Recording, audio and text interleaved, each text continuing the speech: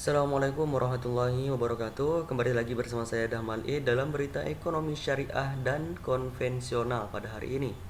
Berita ekonomi syariah yang pertama yaitu tugas berat keuangan syariah RI capai pangsa pasar 50%. Wapres Ma'ruf Amin menginginkan agar pangsa pasar keuangan syariah di Indonesia mencapai 50%. Namun, hingga Juni 2023 pangsa pasar keuangan syariah di Indonesia masih mencapai 10,94% terhadap total keuangan nasional. Pangsa pasarnya, keuangan syariah mungkin harus meningkat paling tidak 50%. Sekarang baru 10%.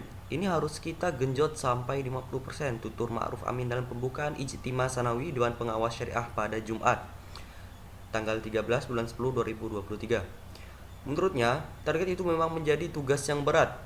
Dia mendorong agar berbagai pihak terlibat dalam mendongkrak pangsa pasar syariah di Indonesia. Di antaranya upaya yang bisa dilakukan adalah mendorong pengusaha-pengusaha yang bergerak di industri keuangan masuk ke pasar syariah. Kita harus mendorong pengusaha muslim masuk ke industri keuangan. Tidak ada pengusaha, tidak jalan itu, ujar Ma'ruf Amin. Adapun Wakil Ketua Dewan Komisioner Otoritas Jasa Keuangan, Mirza Adit Yaswara, mengatakan lembaga jasa keuangan syariah di Indonesia telah memiliki aset sebesar 2,450 triliun per Juni 2023, tumbuh sebesar 13% secara tahunan, namun pangsa pasarnya masih mencapai 10,94% terhadap total keuangan nasional.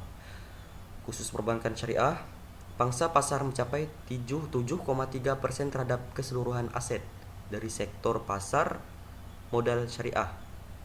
Baik, untuk berita selanjutnya mengenai ekonomi konvensional pada hari ini, Pemprov DKI usul ojol dan online shop dipajaki. Apa untung ruginya? Pemerintah Provinsi DKI mengusulkan agar toko online shop hingga perusahaan angkutan online atau ojek alias ojol dikenakan pajak layanan. Kedua bisnis ini memiliki potensi untuk menggenjot pendapatan daerah atau PAD. Pengamat ekonomi dari Indonesia Strategic and Economic Action Institution Roni P. Sasmita menilai pemerintah daerah tentu berhak mencari sumber pendapatan baru, baik melalui ojek pajak untuk peningkatan PAD ataupun sumber lain. Namun, dalam konteks layanan online, Pemda Jakarta juga tidak bisa langsung main pajaki. Begitu saja, pada Pemda harus berkoordinasi terlebih dahulu dengan pusat. Di sisi lain, jika usulan pemerintah daerah tersebut diterapkan, maka akan ada imbas ekonomi yang dirasakan masyarakat terhadap layanan online yang dipajaki. Ada imbas ekonominya jika Pemda juga mengincar pajak online. Jika itu diterapkan, maka pihak pemilik layanan bisa akan meneruskan ke mitra jelasnya. Salah satu contoh yang membuat jika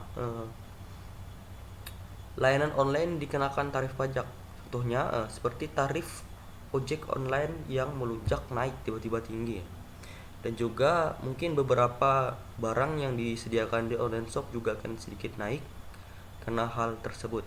Baik, mungkin sekian berita ekonomi yang dapat saya sampaikan pada hari ini. Kurang lebihnya mohon maaf. Assalamualaikum warahmatullahi wabarakatuh.